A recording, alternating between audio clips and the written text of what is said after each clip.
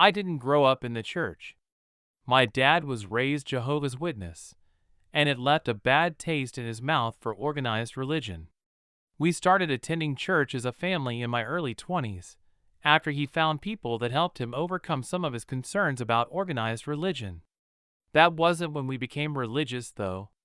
We had Sunday morning rituals. My parents and I prayed regularly, with family still in the Jehovah's Witnesses and the Latter-day Saints, as well as close family friends in Baptist and mainline churches.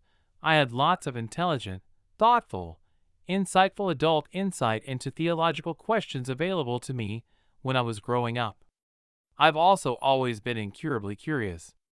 I would get textbooks almost as often as I would get novels to read. I would read books on chemistry, history, religion, physics, and archaeology. For me, the academic study of physics and religion were all part of the same enterprise. There will always be pockets of disagreement within the academic study of pretty much anything.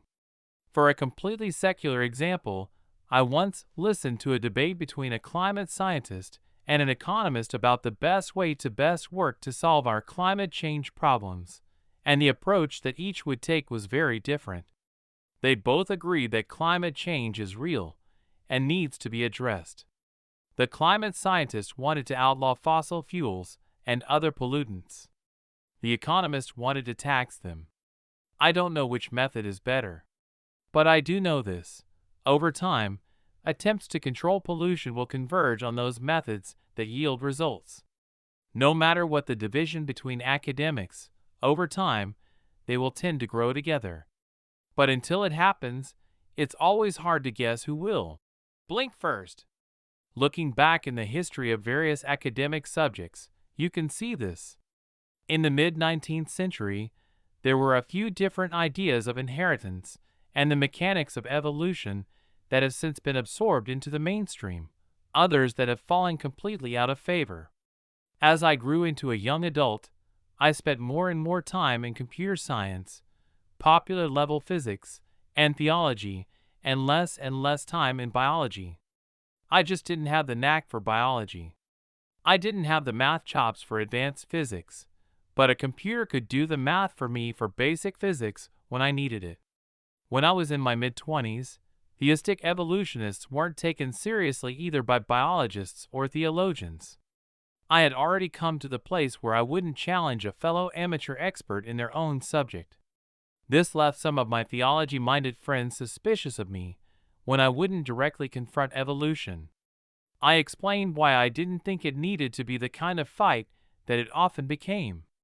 But when asked point blank which I believed, were modern humans a species of several thousand years old or a few million years old, I said that I suspected that the biologists would be the ones to adjust their dates first. I thought they would. Blink first. My reason didn't have anything to do with special insight or a deep analysis of the data. It was home team pride. I didn't think that evolution as a whole would be overturned, or that we would ever get back to understanding the whole world as being only 6,000 years old. My studies in physics pretty much excluded the idea that the Earth as a whole was only 6,000 years old, or that the universe in general had been created at the same time as the Earth. But I thought for sure that the text of Genesis had been examined in every possible way, and that the younger, special creation model of human development would ultimately prevail. I distinctly remember a day in 2003 that I was talking with a coworker about this. He had been raised in a household that thought being religious meant checking your brain at the door.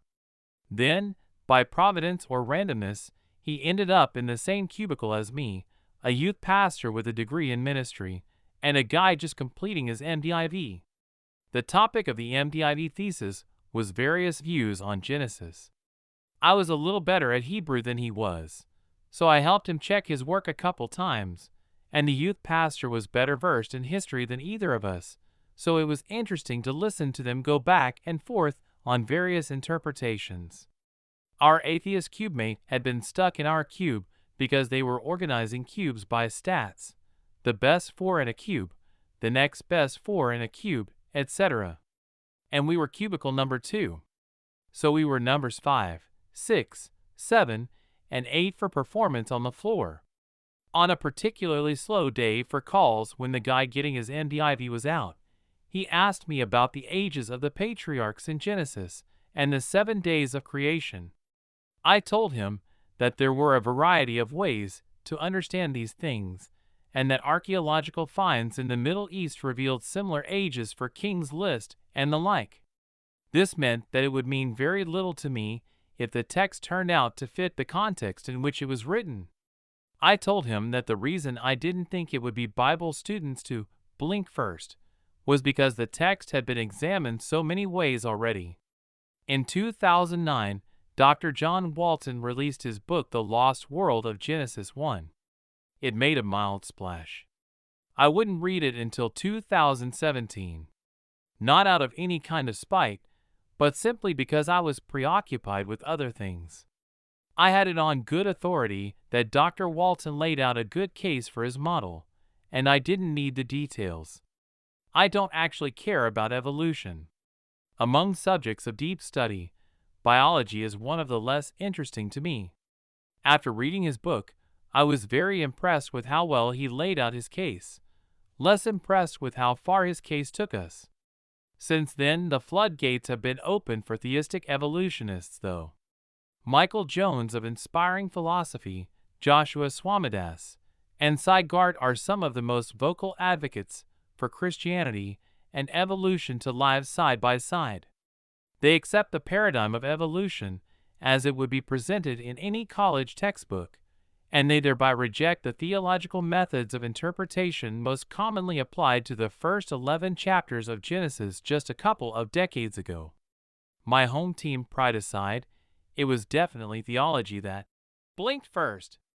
Despite the fears of thinkers of yesteryear, embracing the biological academic consensus on evolution has not led to a similar widespread drop in Christian belief. In fact, a lot of the new atheist movement is fueled by convincing Christians to deconstruct, starting with the question of evolution. I don't feel out of place to suggest that the biggest drain leaking Christian youth out of the church is the commitment to creationism. I've never identified very strongly with the creationist movement, but I've definitely weakened in my association as I've grown older. Too often creationism today sounds like a cult, and uses cult tactics to try to scare people into rejecting evolution. That leaves a bad taste in my mouth. I think that we as the church can do better.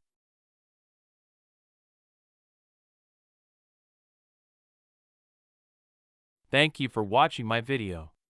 If you like theological and philosophical insights and deep dives into tough theological questions, rather than just the normal fluff that you will get from an apologetic channel or a normal Sunday sermon, then consider subscribing and hitting the bell. Also, if you like what you've heard here and want more, links to my blog, Amazon author page, and Zazzle products page are in the description.